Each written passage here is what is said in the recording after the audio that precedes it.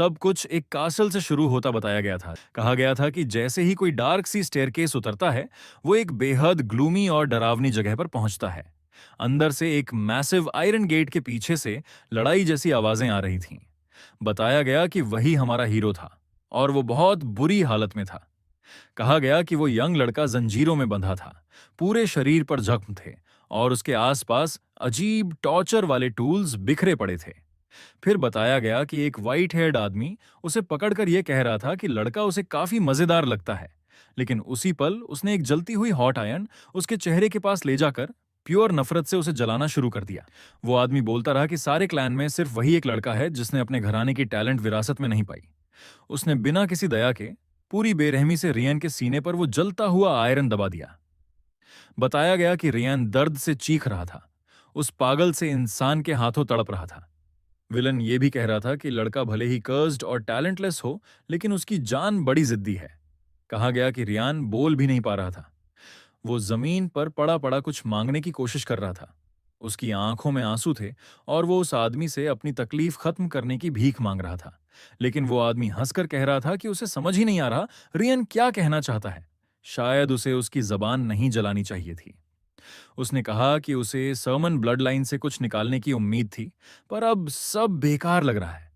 वो मुड़कर यह भी बोलकर जा रहा था कि रियान अभी नहीं मर सकता क्योंकि घर को अभी उसकी जरूरत है। लेकिन असलियत यह थी कि वो पिछले 3 साल से सरमन हाउस के खत्म होने की खुशी मना रहा था। रियन वहीं जंजीरों में लटका हुआ था, पूरी तरह टूटा हुआ, उम्मीद से खाली। सिर्फ सेल की खिड़की से आती मूनलाइट ही उसे थोड़ा रोशन कर रही थी। कहा गया कि वो 3 साल से उसी डंजन में अकेला और भुलाया हुआ पड़ा था। फिर उसने याद किया कि उसके कैप्चर को 3 साल हो चुके हैं। उसे अपना घर याद आया, महान और बेहद सम्मानित सरमन फैमिली। कहा गया कि उनका परिवार किंगडम को मॉन्स्टर्स से बचाने वाली मुख्य डिफेंस लाइन था।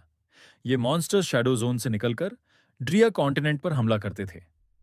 कॉन्टिनेंट की 5 महान फैमिलीज में सरमन हाउस सबसे ताकतवर माना जाता था। लेकिन सब कुछ तब बदल गया जब उसके पिता और बड़े भाई रहस्यमयी तरीके से गायब हो गए। उस मौके का फायदा उठाकर फेडन हाउस ने उन पर हमला कर दिया।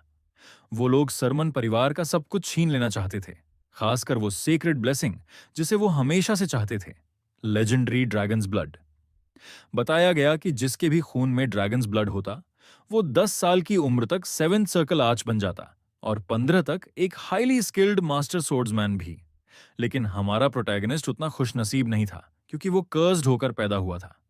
रियान वो बदकिस्मत एयर था जो न मैजिक चला सकता था, न सोर्ड्समैनशिप सीख सकता था। वो सोचता था कि अगर वो कर्ज ना होता तो शायद सब कुछ अलग होता। फीडन हाउस कभी उसके परिवार को नष्ट नहीं कर पाता और उसे कभी वो दर्दनाक एक्सपेरिमेंट्स और टॉर्चर्स नहीं झेलने पड़ते। लेकिन अचानक उसके विचार रुक गए, जैसे वो रोने रोने से भी ज्यादा थक चुका था। उसी समय उसे महसूस हुआ कि उसके अंदर कुछ बदल रहा है। उसके मन में एक विशाल बीस्ट की छवि उभर आई। रियन को महसूस हुआ कि उसकी लाइफ अब खत्म होने वाली है। उसके शरीर से एक अजीब एनर्जी निकल रही थी। उसकी आंखों से आंसू बह रहे थे क्योंकि उसे लगा कि अब उसे शांति मिल जाएगी। उसी पल उसके मन में उस विशाल पर्पल ऑरा वाले बीस्ट की छवि फिर से चमकी और फिर उसे अपना एक पुराना दृश्य दिखा जहां वो खुद एक जायंट मॉन्स्टर को मार रहा था। उस विजन में वो बिल्कुल स्वस्थ था, आंखों में आग जैसी डिटर्मिनेशन थी। कहा गया कि वो एक इनक्रेडिबल वॉरियर था, बिना डर के मॉन्स्टर्स की भीड़ से लड़ते हुए। उसका पुराना रूप हर चैलेंज का सामना करने को तैयार दिखता था। उसकी तलवार हर दुश्मन को चीरती जा रही थी। उसने एक विशालकाय जायंट से भी लड़ाई की जो एक ह्यूज एक्स चलाता था और बेहद ताकतवर था। लड़ाई खत्म होने के बाद उसके सामने आसमान में एक सुनहरी चमक से बना हुआ सेलेस्टियल फिगर उतरा। वो फिगर उसे एक अजीब सी मुस्कान और सुपीरियॉरिटी की नजर से देख रहा था। बताया गया कि बिना किसी हेजिटेशन के अतीत वाला रियन अपनी तलवारें लेकर उस गोल्डन क्रीचर पर सीधा हमला करने के लिए दौड़ पड़ा। लेकिन कहा गया कि उस गोल्डन क्रीचर ने बस अपनी मुट्ठी भींची और उसके हाथ से एक जबरदस्त पावर निकली। तुरंत ही सुनहरी रोशनी का एक तेज धमाका हुआ जिसने आसपास की हर चीज को मिटा दिया। फिर बताया गया कि उस एंटिटी ने अपना पूरा रूप दिखाया। वो चमकदार आर्मर पहने हुए था और उसके हाथ में लाइट से बनी हुई सोर्ड थी। उस अस्तित्व ने हाथ बढ़ाकर कहा था कि वो रियन की इच्छा पूरी करेगा। सीन वापस प्रेजेंट में शिफ्ट होता बताया गया। कहा गया कि रियान को किसी ने उसका नाम पुकारते हुए आवाज दी और वो चौंक कर आंखें खोल देता है। एक ब्लॉन्ड लड़की जिसने ग्लासेस पहने थे घबराहट में उसे यंग मास्टर कहकर बुला रही थी। उसी पल बताया गया कि रियान की आंखों से तीखी ब्लू लाइट निकलने लगी। वो जागा तो बेहद कंफ्यूज था। उसने ऊपर देखा तो मेड कॉलिन उसे चिंता से देख रही थी। रियन ने उसे तुरंत सरमन हाउस की नैनी के रूप में पहचान लिया, लेकिन यह भी सोचा कि वो इतनी यंग क्यों दिख रही है। आसपास देखकर उसे झटका लगा, क्योंकि वो अपने पुराने मैंशन में वापस था। घबराकर उसने मेड से मिरर मांगा, जिससे वो पूरी तरह कंफ्यूज्ड हो गई। मिरर में देखने पर वह देखता है कि उसके सामने उसका बचपन वाला चेहरा है। यह देखकर वह बिल्कुल निशब्द रह गया। उसने तुरंत लड़की से आज की तारीख पूछी, और जब उसने जवाब दिया कि अभी साल 1892 है, तो रियन शॉक में आ गया। उसे एहसास हुआ कि वह समय में पीछे लौट आया है, जब वो सिर्फ 12 साल का था। उसकी आंखों में फिर से टेंशन और तीव्रता आ गई, क्योंकि उसे याद आया कि इसी समय फेडन हाउस ने उसके परिवार को गिराने की प्लानिंग शुरू की थी। उसे गोल्डन बीइंग की वो बात याद आई कि उसकी इच्छा पूरी की जाएगी। वह सोचने लगा कि क्या ये सब सच में रिग्रेशन है। तभी कमरे में फुटस्टेप्स सुनाई दी और एक आदमी अंदर आया। उसने कहा कि उसे लगा था यंग मास्टर फिर से बीमारी का नाटक कर रहा है।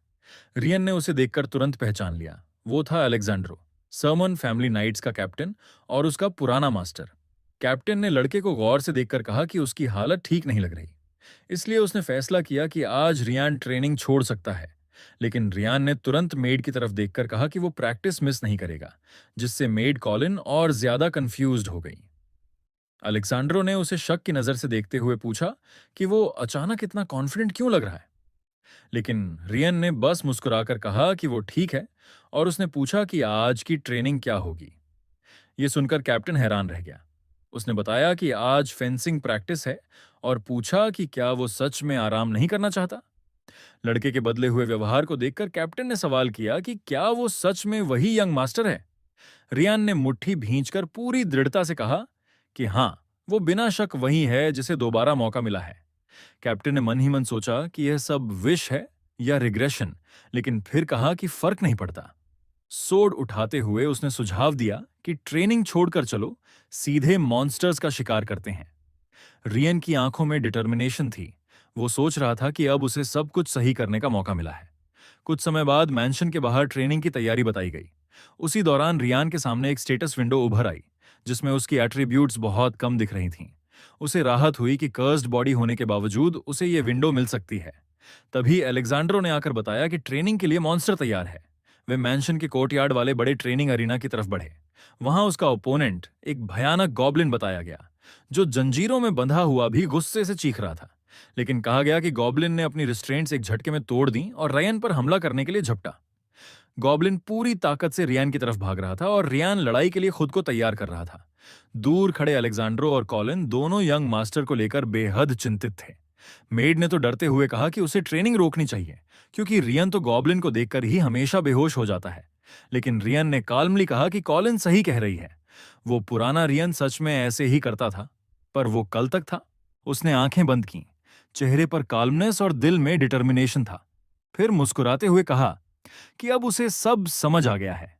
उसी समय उसके सामने सिस्टम अलर्ट आया। कर्स एक्टिवेट हो रहा था। उसके अंदर मॉन्स्टर्स का डर अचानक कई गुना बढ़ गया। उसे समझ में आया कि वो हमेशा जिस डर से जकड़ा रहता था, वो डीमन किंग की कर्स का असर था। रियन के फिर से फ्रीज होने पर कैप्टन अलेक्जेंड्रो ने निराश होकर कहा कि अब बस बहुत हो गया। उसने ट्रेनिंग यहीं खत्म करने की कोशिश की। बताया गया कि रियान पीछे हटने को तैयार नहीं था। उसने जोर देकर कहा कि वो अभी रुकने वाला नहीं है। वह एक कदम आगे बढ़ा और चिल्लाते हुए कहा कि यह उसके लिए अभी भी काफी नहीं है। उसी वक्त गॉब्लिन ने मौके का फायदा उठाया और फिर से उस पर हमला करने के लिए झपटा। रियान डर से जड़ हो गया था, लेकिन वे कर्स की पकड़ से खुद को छुड़ाने की कोशिश कर रहा था। उसके पैर ऐसे लग रहे थे जैसे डर की वजह से जमीन में धंस गए हों। उसने खुद से कहा कि अब वो पहले जैसा नहीं है, और एक साधारण गॉब्लिन को हराना उसके लिए कोई बड़ी बात नहीं। वह सोच रहा था कि भविष्य में जिस डरावने खतरे का उसने सामना किया था, उसके सामने यह कर्स कुछ भी नहीं है। गॉब्लिन तेजी से उसकी तरफ बढ़ रहा था। उसकी आंखों में गुस्सा जल रहा था। उसी समय रायन के दिमाग में उस गोल्डन बीइंग की छवि दोबारा चमकी, जिसने उसे समय में पीछे भेजा था। बताया गया कि उस अस्तित्व का सामना करते वक्त जो डर उसने महसूस किया था, वो आज के डर से कहीं ज्यादा था। इसी याद ने रियान को हिम्मत दी। उसने आखिरकार खुद को कर्स की बेड़ियों से छुड़ा लिया और पूरी ताकत से अपनी तलवार ऊपर उठाई। एक ही तेज, सटीक वार में उसने गोबलिन को सीधा चोट मारी। दूर खड़े एलेक्जेंडर और कॉलिन हैरानी से उसे देखते रह गए। उन्हें यकीन नहीं हो रहा था कि उन्होंने क्या देखा।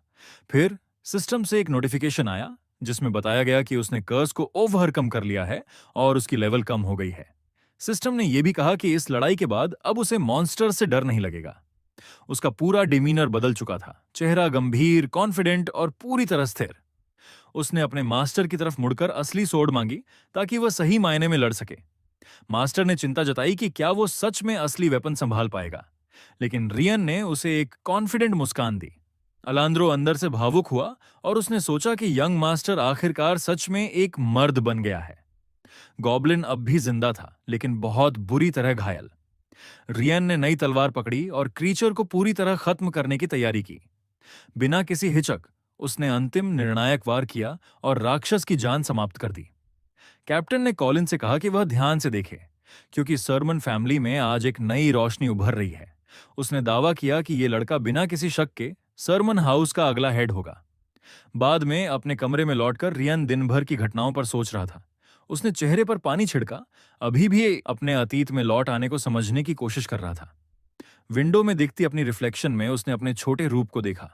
उसने सोचा कि स्टेटस विंडो और सिस्टम की मदद वाकई बेहद असरदार थी।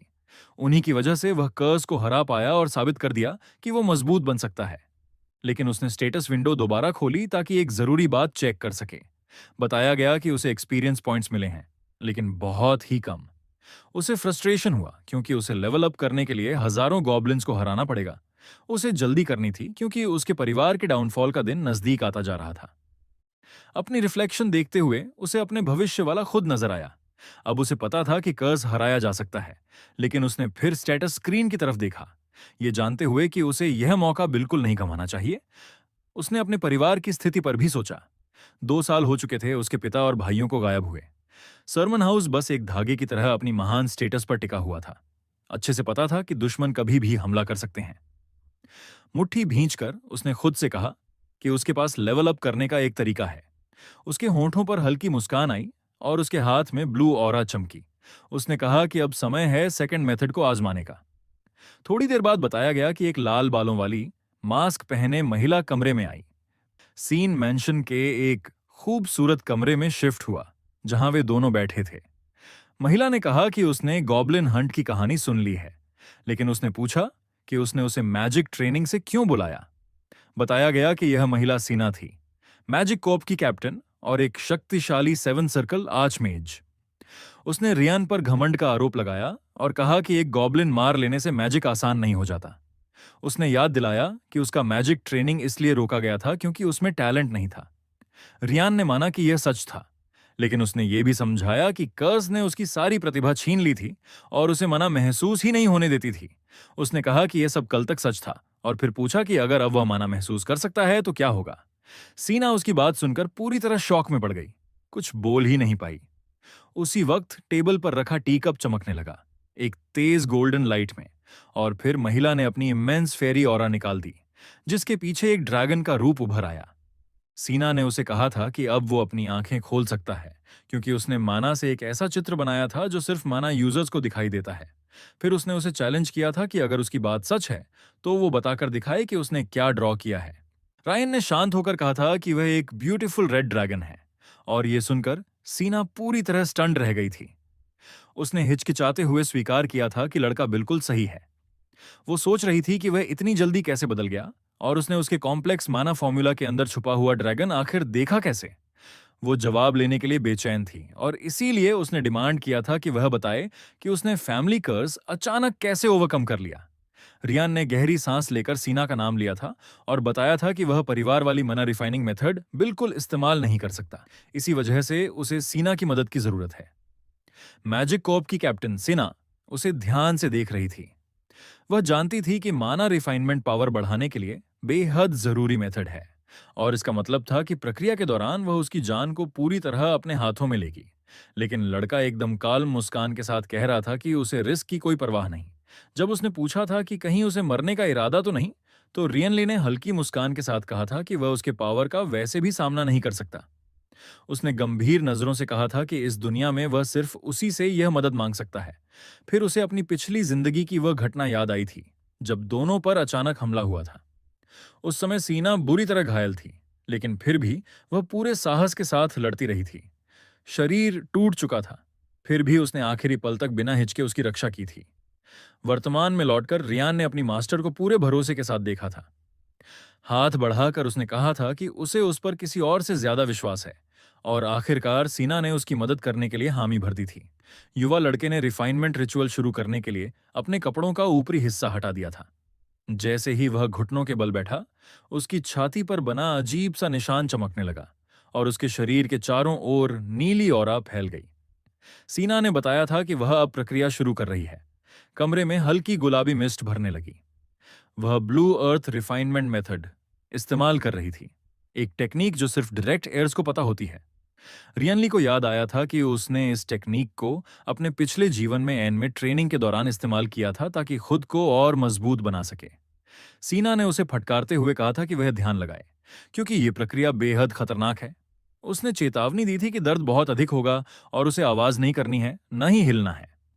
उसने गंभीर होकर कहा था कि अगर दर्द असहनीय हो जाए तो उसे रिचुअल रोकने पर विचार करना चाहिए। ये सुनकर लड़के को दर्द शब्द ने उसकी पुरानी यादें वापस दिला दी थीं। वो सारी यातनाएं जो उसने भविष्य में उस व्हाइट हेयर्ड आदमी से झेली थीं। लेकिन उसने मन में ठान लिया था कि इस बार वह झुकेगा नहीं। उसने पूरी इच्छा शक्ति के साथ उस दर्द को सहना शुरू कर दिया। दर्द बढ़ते ही उसने जोर से कहा था कि वह सीना पर भरोसा करता है, और यह सुनकर सीना भी हैरान रह गई थी। उसकी बात समझकर सीना ने अपनी आंखें बंद की और पूरा ध्यान रिचुअल में लगा दिया। उसने अपनी पूरी माना छोड़ दी और लड़के का शरीर तेज रोशनी से चमकने लगा। एनर्जी उसकी नसों में बह रही थी, उसकी आंखें पावर से चमक रही थीं। लेकिन तभी सिस्टम ने वार्निंग दी कि कर्स एक्टिवेट हो गया है और सारी इनकमिंग माना बिखर रही है। सिन्हा ने भी नोट किया था कि कर्स ठीक वैसा ही व्यवहार कर रहा है जैसा उसे बताया गया था, लेकिन वह इसके लिए तैयार थी। कर्स को काउंटर करने के लिए उसने निर्णय लिया कि वह यंग मास्टर के शरीर में और भी ज्यादा माना डालेगी। सिस्टम लगातार वार्निंग देता रहा कि कर्स लगातार एक्टिवेट हो रहा है। रियनली को समझ आया था कि वार्निंग सिर्फ उसे दिखाई दे रही हैं और कर्स उन दोनों की माना को खींच रहा है। सीना जानती थी कि एक आर्च मेज की मना भी इस कर्स को पूरी तरह रोक नहीं सकती, लेकिन लड़के ने ठान लिया था कि वह एन मेथड का इस्तेमाल करके सारी माना को अपने शरीर में कन्फाइन करेगा। ऐसा करके वह कर्स को डिसीव करेगा और पूरी इनकमिंग माना खुद के अंदर रोके रखेगा। सीना यह देखकर स्टंट थी कि उसके अनुसार जो माना बाहर फैल जानी चाहिए थी वो अब बिल्कुल भी बाहर नहीं निकल रही थी।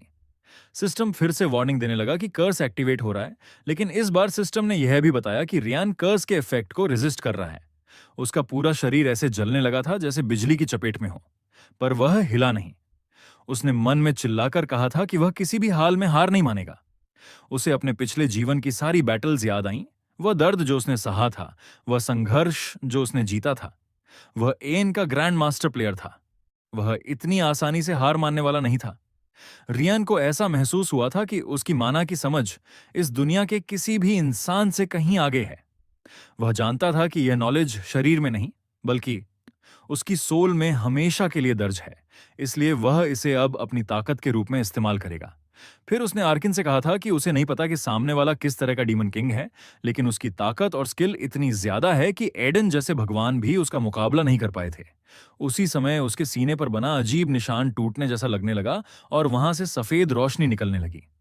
लड़के ने पूरी शक्ति से दहाड़ लगाई थी और उसके शरीर से नीले एनर्जी का एक भारी विस्फोट फूट पड़ा था। अब उसके शरीर में बह रही गोल्डन मना बिना किसी रुकावट के स्मूथली फ्लो कर रही थी, लेकिन यह सब करने के बाद वह पूरी तरह थक गया और जमीन पर गिर पड़ा। होश जाते हुए उसने सोचा था कि सब ठीक है, क्योंकि वह सफल हो चुका है। उसका मन फिर उसी खून से सने जेल की खिड़की वाली याद में लौट गया था। उसने महसूस किया कि भविष्य में जो दर्द उसने झेला था, उसके मुकाबले रिफाइनमेंट का यह दर्द तो कुछ भी नहीं था। उस मेमोरी में मास्क्ड लोग बात कर रहे थे कि उसे खत्म करके बेस वापस जाना है। तभी हवा में तेजी से एक तलवार चमकी और एक हुडेड आदमी अचानक प्रकट होकर पहरेदारों पर हमला करने लगा। वह रहस्यमयी आदमी डंजन का हाल देखकर और रियन की हालत देखकर हैरान हो गया था। रियन ने घबराकर चिल्लाया था कि इंट्रूडर को कोई रोके, लेकिन उसी पल मेमोरी टूट गई और उसे लगा कि वह कहीं और खड़ा है। वह एक डार्क जंगल में पूरी रात के आसमान को देख रहा था, जहां एक फुल मून चमक रहा था। उसे समझ नहीं आया कि वह डंजन से बाहर इस डरावने जंगल में कैसे पहुंचा। तभी किसी ने उसे पकड़ते हुए पूछा था कि क्या वह अपने नाइटमेयर से आखिरकार जाग गया है। वह आदमी अलेक्जेंड्रो था, उसका पुराना मास्टर, जो खून से लथपथ और बुरी तरह घायल था। उसने माफी मांगते हुए कहा था कि वह उसे बचाने में देर कर गया। रियान की आंखों में उम्मीद की चमक आ गई थी और उसने पूछा था कि क्या वह उसे उस जगह से बचाने आया था। लेकिन अलेक्जेंड्रो ने सिर्फ दुख भरी नजर से नीचे देखा। उसकी पीठ में कई तीर धंसे थे। उसने लड़के को गले लगाते हुए फिर से माफी मांगी और वहीं उसके हाथों में दम तोड़ दिया। अपने मास्टर को इस तरह मरते देखकर रियान चीख पड़ा था और टूटकर रोने लगा था। उसी दर्द के बीच वह अचानक जाग गया। वह अपने बिस्तर में था। उसे एहसास हुआ कि वह सिर्फ एक भयानक सपना था। माना रिफाइनमेंट सफल हो चुका था, लेकिन उस याद ने उसका मूड खराब कर दिया था। उसे अपने साथी भी याद आए, जो भविष्य में मारे गए थे, लेकिन अब उसके पास सब बदलने का मौका था। अपने हाथ में मना की एक बॉल बनाते हुए उसने सोचा था कि यह शक्ति उसे छुपानी होगी, खासकर फैटन फैमिली से, क्योंकि वह अभी उनसे मुकाबला करने लायक मजबूत नहीं है। अगले दिन वह अपने बिस्तर में उठा और पास में सीना और अलेक्जेंड्रो बैठे थे। उसने काल्मली कहा था कि माना रिफाइनमेंट असफल हो गया। दोनों एकदम शॉक्ड रह गए। मास्टर और मेज को समझ नहीं आ रहा था कि वह क्या कह रहा है। दोनों एक्सप्लेनेशन का इंतजार कर रहे थे, लेकिन लड़के ने सोचा था कि सच बताना बहुत जोखिम भरा है और वो मानेंगे भी शायद नहीं। इसलिए उसने कहा था कि उसने पूरी कोशिश की, लेकिन उसे अपने अंदर कोई मना महसूस नहीं हो रही। उसने हाथ बढ़ाकर सीना से कहा था कि चाहें तो खुद चेक कर लें। सीना को समझ नहीं आया कि वह अपनी सफलता क्यों डिनाई कर रहा है, लेकिन फिर भी वह चेक करने को तैयार हो गई। उसने अपने हाथ में फायरी ऑरा जगाई और माना डिटेक्शन एबिलिटी इस्तेमाल की। एक हरे और सुनहरे रंग की एनर्जी दोनों के हाथों के बीच बहने लगी, लेकिन रियन के शरीर में उसे माना का एक कण भी महसूस नहीं हुआ। वह पूरी तरह स्टंड रह गई। रियन ने अंदर ही अंदर मुस्कुराया। उसकी योजना बिल्कुल सही चली थी। सीना ने कहा था कि जो मना कल उसके अंदर था, आज वह पूरी तरह गायब है। उसे याद था कि वह कल मना से भरा हुआ था, लेकिन अब बिल्कुल खाली लग रहा था। शॉक्ड और शर्मिंदा होकर वह बिना कुछ कहे कमरे से बाहर चली गई। अलेक्जेंड्रो उसकी प्रतिक्रिया देखकर परेशान हो गया। उसने रियान को सांत्वना दी कि उसे निराश नहीं होना चाहिए और वह अपनी सोर्ड ट्रेनिंग जारी रख सकता है। लेकिन रियान ने कहा था कि वह ऐसा फिर नहीं कर सकता, क्योंकि वह बहुत मुश्किल था। यह सुनकर मास्टर इतने शॉक्ड रह गए कि जैसे उनकी आत्मा शरीर से निकल गई हो। समय बीत गया और ऑटम के पत्ते ग्रैंड मैंशन पर गिरने लगे। 2 महीने बीत गए थे और अब सर्दियों की बर्फ पूरे स्टेट को ढकने लगी थी। मेड कॉलिन मास्टर के कमरे के बाहर बेचैनी से खड़ी थी। वह दुखी थी क्योंकि यंग मास्टर एक बार फिर अपने कमरे से बाहर नहीं निकला था। घर के मुखिया के गायब होने के बाद सारी जिम्मेदारी सिर्फ मैडम पर थी और वह अकेली सब संभालने की कोशिश कर रही थी। तभी एक बटलर ने कॉलिन से पूछा था कि क्या लड़का आज भी कमरे में ही रहने वाला है। उसने कहा था कि यंग मास्टर को कैप्टन की बात माने हुए पूरे 3 महीने हो चुके हैं। एक और मेड ने कहा था कि आखिर में यह सब बस एक मोमेंट्री इमेजिनेशन ही था। लेकिन कॉलिन ने तुरंत यंग मास्टर का बचाव किया था। उसने कहा था कि वह केवल सबकी उम्मीदों पर खरा उतरने की कोशिश कर रहा था। वह गुस्से में चिल्लाई थी कि उनकी यह गॉसिप सर्वन हाउस की बर्बादी को और तेज कर रही है, क्योंकि उसे घर में ही नहीं बल्कि पूरे किंगडम में यूजलेस कहा जा रहा है। कॉलिन नाराज थी कि लोग सिर्फ 12 साल के एक बच्चे को इतनी भयानक बातें कह रहे हैं, लेकिन बाकी स्टाफ ने जवाब दिया था कि सर्वेंट्स एक एक करके नौकरी छोड़ रहे हैं। उन्होंने फिर कॉलिन से पूछा था कि वह अब इस सिचुएशन के बारे में क्या करने वाली है। इसी बीच प्रतियोगिता खाना खा रहा था और उसे भोजन में कुछ गड़बड़ महसूस हुई। उसने माना कि खाने की क्वालिटी गिर रही है, जो फाइनेंशियल परेशानी का साफ संकेत था। वह एक विकेड मुस्कान के साथ सोच रहा था कि सब कुछ उसकी योजना के हिसाब से ही हो रहा है। उसे याद आया कि उसका पुराना कमजोर खुद परिवार को बचाने की कोशिश में पूरी दौलत बर्बाद कर देता, लेकिन अब एन की एक्सपीरियंस के साथ उसके पास कहीं बेहतर स्ट्रैटेजी थी। वह सही वक्त का इंतजार करेगा। जब दुश्मन अपनी गार्ड नीचे करेगा तब वह वॉर करेगा। परिवार का डाउनफॉल उसके पिता और बड़े भाइयों के गायब होने से शुरू हुआ था। जो ट्रेनिंग ग्राउंड कभी सैनिकों से भरा रहता था, अब लगभग खाली था। अब वहां सिर्फ कुछ अनमोटिवेटेड नाइट्स और सर्वेंट्स बचे थे। जो नोबल्स पहले अगले लीडर से दोस्ती करने आते थे, वे भी आना बंद कर चुके थे। सबने परिवार की हालत देखकर अपनी आंखें फेर ली थीं और चुपचाप चले गए थे।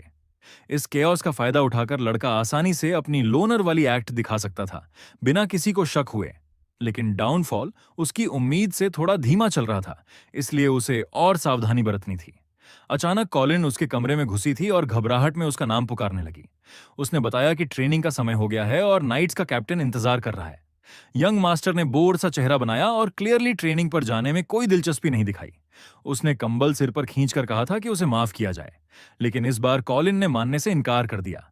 उसने गुस्से में पूरा कंबल झपाटकर खींच लिया और लड़का हैरान रह गया। बिना किसी दया के कॉलिन ने उसे उठाया और जबरदस्ती ट्रेनिंग ग्राउंड की तरफ ले जाने लगी। उसकी आंखों में डिटर्मिनेशन साफ दिख रहा था। वह चिल्लाई थी कि वह सरमन हाउस को कभी नहीं छोड़ेगी। उसे वो दिन याद आया जब यंग मास्टर एक बेबी था। लड़का इस हालत पर हल्का सा हंस दिया। उसे सच में बोरों की तरह उठाकर ले जाया जा रहा था। ट्रेनिंग ग्राउंड पर पहुंचकर उसे एक और सेशन के लिए मास्टर अलेक्जेंड्रो के सामने खड़ा कर दिया गया। अलेक्जेंड्रो चिल्ला रहा था कि उसे तलवार पकड़ना कितनी बार सिखाना पड़ेगा। उसने समझाया कि यह सोर्ड्समैनशिप हर स्विंग के साथ ब्लेड में माना भरता है। लड़का बोर सा एक्सप्रेशन लिए सोच रहा था कि उसका मास्टर भी अभी तक हार नहीं माना। वह उनकी लॉयल्टी का बदला चुकाना चाहता था, लेकिन रात में ट्रेनिंग करते हुए पकड़ा नहीं जा सकता था। बॉडी डोमिनेशन एक ऐसा एलियन स्किल था जो शरीर की असली स्थिति को छुपाता था। अचानक सिस्टम ने नोटिफाई किया कि उसका एक्सपीरियंस बढ़ गया है और उसे नए पॉइंट्स मिले हैं।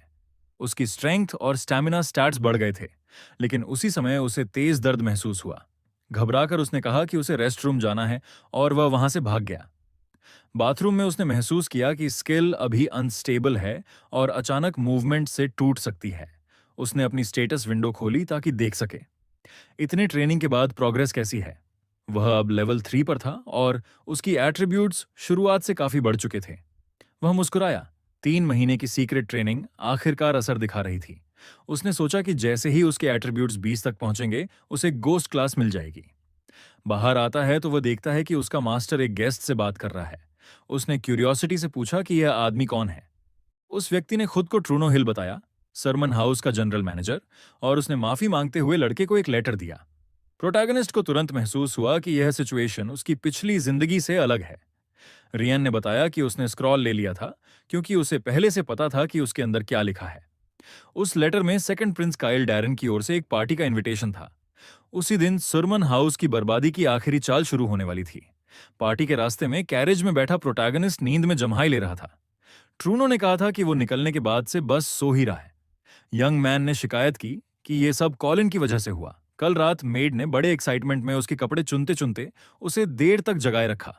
मैनेजर ने समझाया कि वो जानता है क्योंकि न ही अलेक्जेंड्रो और न ही सीना उनके साथ थे, और हाल ही में बॉर्डर पर अचानक मॉन्स्टर्स का बड़ा हॉर्ड आ गया था। सुरमान फैमिली की ड्यूटी ये थी कि वो मॉन्स्टर्स को कॉन्टिनेंट में घुसने से रोके। सीना एक्टिंग हेड थी, इसलिए वो मैडम के समन्स को मना नहीं कर सकती थी। रिजल्ट ये हुआ कि सिर्फ 12 साल का ब्रैड कैपिटल भेजा जा रहा था फैमिली की तरफ से रिप्रेजेंट करने, लेकिन ट्रूनो का मानना था कि किंगडम में कोई भी सरमन्स के डायरेक्ट मेंबर को नुकसान पहुंचाने की हिम्मत नहीं करेगा। रियन ने सोचा कि यह बात तब सच होती जब उनका परिवार उतना ही पावरफुल होता जितना पहले था, लेकिन अब फैमिली कमजोर पड़ चुकी थी, इसलिए हाई न्यूज का हेड को खुद बर्थडे सेलिब्रेशन में आना पड़ रहा है। बॉय ने हल्की मुस्कान के साथ सोचा कि यह पूरा सिचुएशन उसी ने प्लान किया था। आखिरकार वो लोग डैरन किंगडम की रॉयल कैपिटल डर्बन पहुंच गए। सिटी बहुत ही ग्रैंड और खूबसूरत थी। बड़ी बड़ी इमारतें और रॉयल आर्किटेक्चर हर जगह दिख रहा था। ग्रैंड पैलेस के एंट्रेंस पर सर्वेंट्स और मेड्स की भीड़ उनका इंतजार कर रही थी। जैसे ही वो कैरेज से उतरा, फिर एक ब्लॉन्ड हेड मैन सस्पिशियस सी मुस्कान के साथ बोला कि ड्रैगन ऑफ ड्रिया को वेलकम। वो था काइल डैरन, सेकंड प्रिंस और पार्टी का होस्ट। ट्रूनो ने यंग मास्टर की तरफ से किंगडम की हॉस्पिटैलिटी के लिए धन्यवाद दिया, लेकिन रियान मन ही मन हॉस्पिटैलिटी शब्द पर हंस रहा था।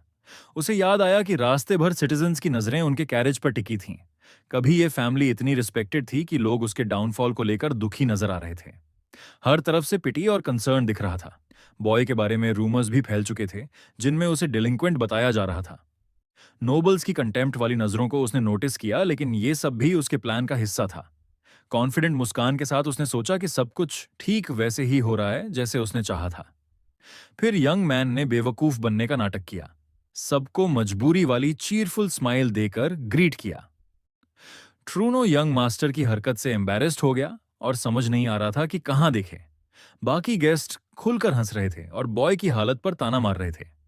रियन की आंखों में एक मलिशियस चमक थी। वो सोच रहा था कि यह नाटक और कितना चलाना पड़ेगा। उधर कास्टल के कुछ गार्ड्स आपस में यंग मास्टर की अराइवल की बात कर रहे थे। बताया गया कि वो लोग एक हफ्ता पहले ही आ गए थे ताकि फेस्टिविटीज के दौरान बॉय की रक्षा कर सकें। वो उसे पहले से नोबल्स के बीच घुमाना चाहते थे, लेकिन ऐसा कुछ नहीं हुआ। एक गार्ड ने कहा कि यंग मास्टर तो सही से ग्रीटिंग भी नहीं कर पाया था और आने के बाद से उसने अपने कमरे से बाहर कदम तक नहीं रखा, जिससे सब परेशान थे। एक गार्ड ने शिकायत की कि पार्टी में अच्छा खाना, ड्रिंक्स और खूबसूरत महिलाएं हैं, लेकिन बॉय बाहर ही नहीं निकल रहा।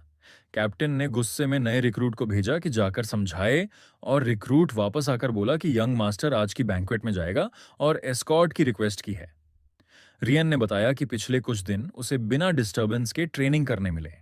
विंडो के बाहर देखते हुए उसने सोचा कि बैंक्वेट में जाना गार्ड्स की खातिर नहीं, उसका अपना एक बड़ा मकसद है। वो ये मौका बिल्कुल नहीं छोड़ेगा।